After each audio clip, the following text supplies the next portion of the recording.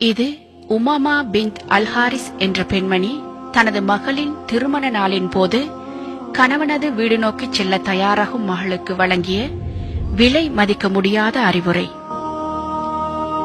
எனது அன்பு மகளே, ஒரு பெண் வளர்க்கப்பட்ட விதத்தாலும் அவளுடைய சிறந்த பண்பாடுகளாலும் அவளுக்கு உபதேசம் தேவைப்படாது என்றிருந்தால் அது நிச்சயம் நீயாகத்தான் இருக்க வேண்டும்.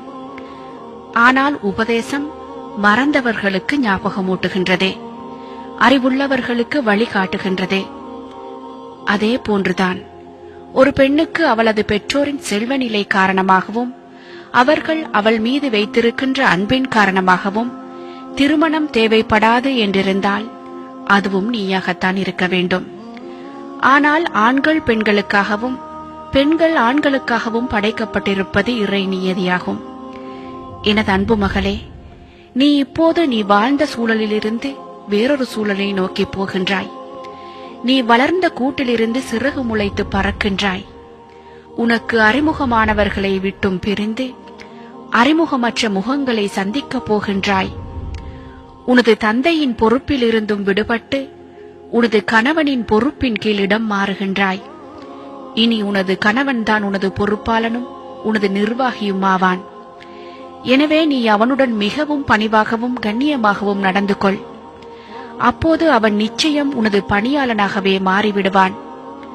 அவனுக்கு கட்டுப்படும் விடயத்தில் நீ பூமியாக இருந்தால் உன்னை பாதுகாக்கும் வானமாகவே அவன் மாறிவிடுவான்.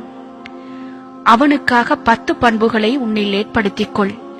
அவை உனது வாழ்வின் விலை மதிக்க முடியாத பொக்கிஷங்களாக இருக்கும். எப்போதும் அவனுக்கு கட்டுப்பட்டு பணிவுடன் நடந்து கொள். அவனது பேச்சுக்கு எப்போதும் நல்ல முறையில் செவி தாழ்த்தி மிக நல்ல முறையில் கட்டுப்படு.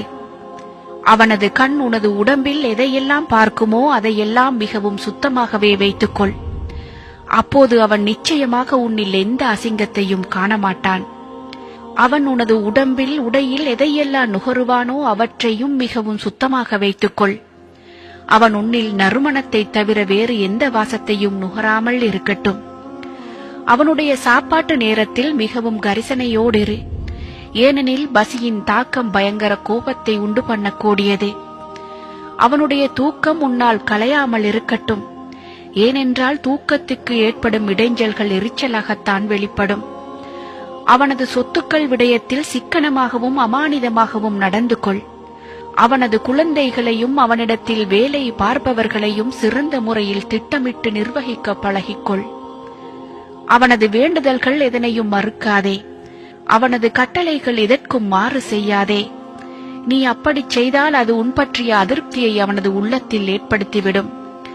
அவனது ரகசியங்கள் எதனையும் பகிரங்கப்படுத்திவிடாதே. நீ அவ்வாறு செய்தால் நிச்சயம் அவனது பழிவாங்கலிலிருந்து நீ தப்ப மாட்டாய். அவன் மகிழ்ச்சியோடு இருக்கும்போது நீ கவலையை வெளிக்காட்டாதே. அவன் கவலையோடு இருக்கும்போது நீ மகிழ்ச்சியை வெளிக்காட்டாதே. ஏனெனில் நீ அவ்வாறு நடந்து கொண்டால் நீ வளர்க்கப்பட்ட விதம் குறித்து உன் கணவன் சந்தேகிக்கப்படுவான். எனதருமை மகளே, இதற்கும் மேலதிகமாக இன்னும் ஒன்றையும் ஞாபகத்தில் இருத்திக்கொள். நீ அவனை எந்த அளவு மகிழ்ச்சியாக வைத்திருக்கின்றாயோ அந்த அளவுக்கு அவன் உன்னை கண்ணியமாக வைத்திருப்பான். நன்றாக நினைவில் கொள்.